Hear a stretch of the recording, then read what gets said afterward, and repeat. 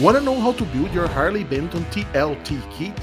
Stick with me on the second episode of this full build series and let's see how you can prepare your headstock and also the whiting.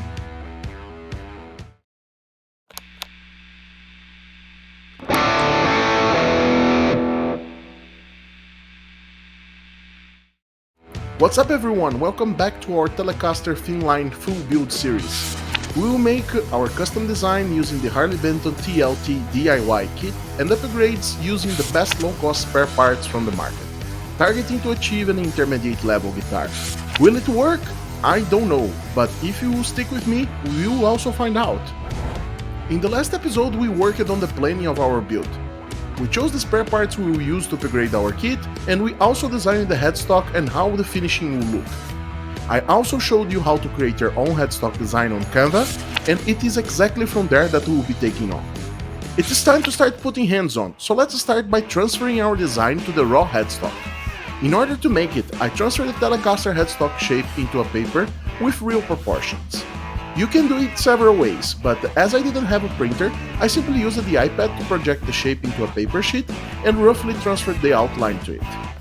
It's not perfect, but also when you cut the headstock with power tools, it will not cut perfectly, so you need to learn how to live with this. Now it's time to transfer the outline to the raw headstock. For that, I used a board pen outlining on top of the paper reference.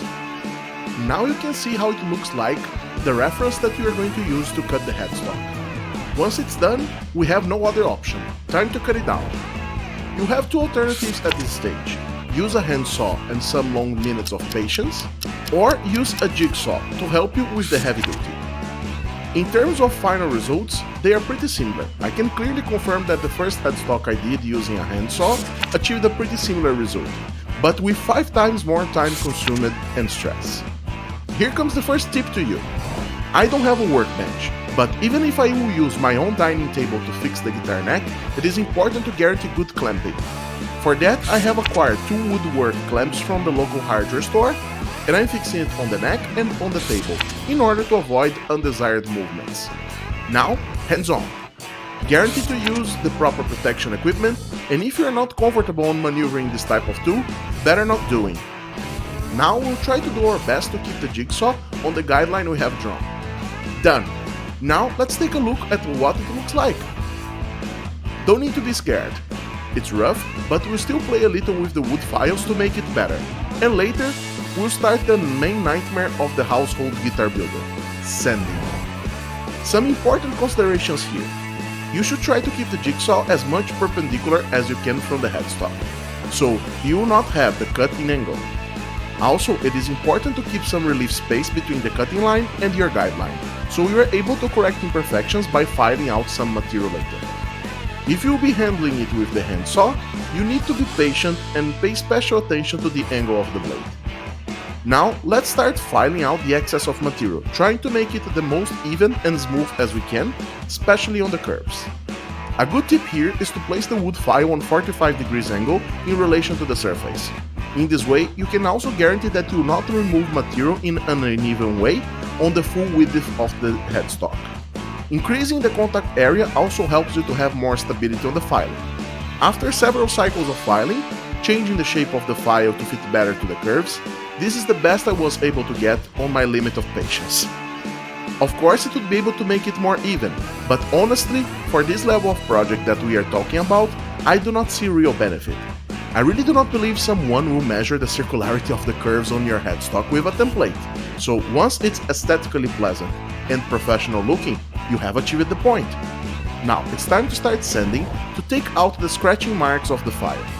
For that, I will use a shortcut solution also. On the previous project I have sanded it 100% by hand, but for this one I will use the sanding roll that can be attached to the power driller. This will make our life a little bit easier, but not too much. Let's get hands on. This is the final aspect we got after sanding it. Not bad, yeah?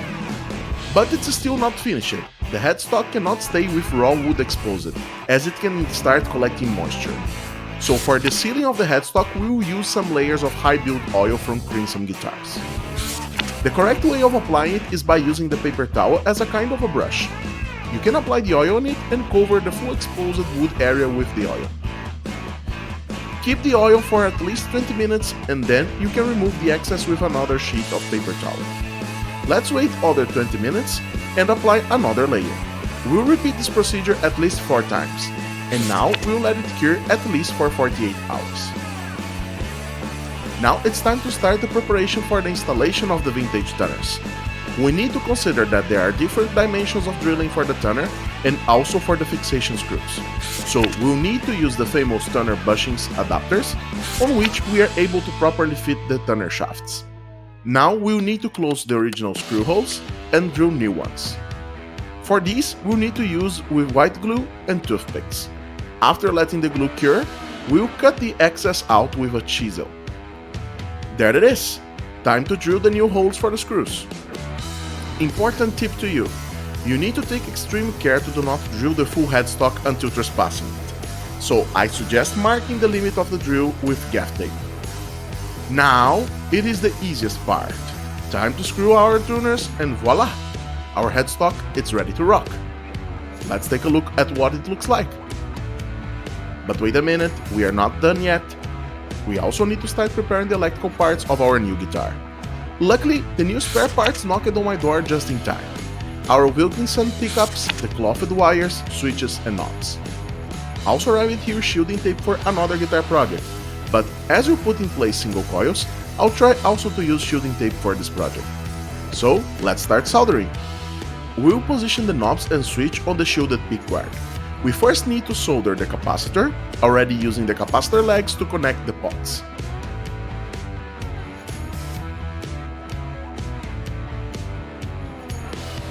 Now we can measure the necessary wires to connect the components.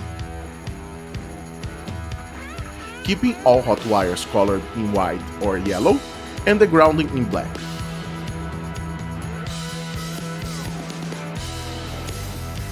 Now let's start soldering. I use temperature 420 Celsius degrees, as we also need to warm up the pot's enclosure to attach the groundings. To make the grounding of the pots a little bit more neat, I'll extract the clothing cover of the wire and I will shape it like a rod. For the input jack, we will use a blue hot wire.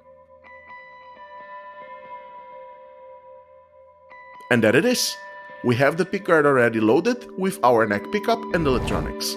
I believe it's enough for today, my friends, so be prepared for the preparation of the guitar body on the next episode. Now let me know in the comments if you have questions and also share with me your thoughts.